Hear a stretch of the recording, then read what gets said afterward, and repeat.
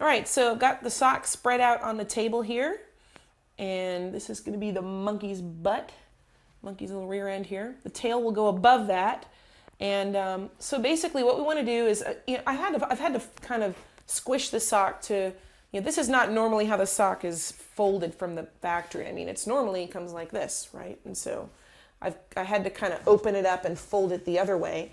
So now we're kind of looking at the back of the monkey. This will be the back of the head. There's the butt. Those will be the legs. All right. So what I want to do is just kind of eyeball. I'm going to make a cut in both the front and the back. And I'm not going to do it with one cut across both of them. I'm going to cut them individually. But I'm going to cut about, let's say about up to maybe an inch below where the butt is. Maybe an inch below, something like that. So, and I'm going to do them separately.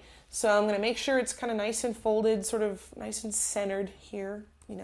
It's a sock monkey, so you don't have to, worry about it too much about being centered. But, okay, so I'm going to turn this towards me, and I'm just going to take my scissors, and I'm going to start on one side, and I'm just going to cut, just kind of eyeball it, sort of right down the middle here, all the way up. There we go. Just kind of keep that cut sort of centered.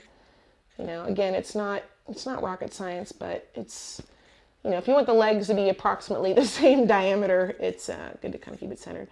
I'm going to keep going, not all the way to the butt, maybe just kind of about, maybe about a little bit more, maybe about that far. Okay, great. Now I'm going to flip it. That's why it's kind of good that you folded it, because that fold kind of helps you eyeball it.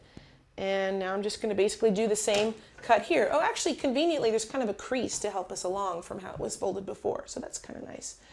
So let's see, how far do we want to go? About this far? I'm going to go about that far. Up the crease, I'll just kind of make a little dimple there and just kind of eyeball it. And same thing, just kind of centered. So remember, what I'm doing here is I'm cutting apart the sock, the pieces of the sock from the main body that are going to become the two legs. So let's see, is that about, nope, I need to go further than that. Just a couple more inches, about that far. How's that look? Yep, not bad. Okay, great. So now you can kind of see what it's going to look like. There's his butt, there's his two legs.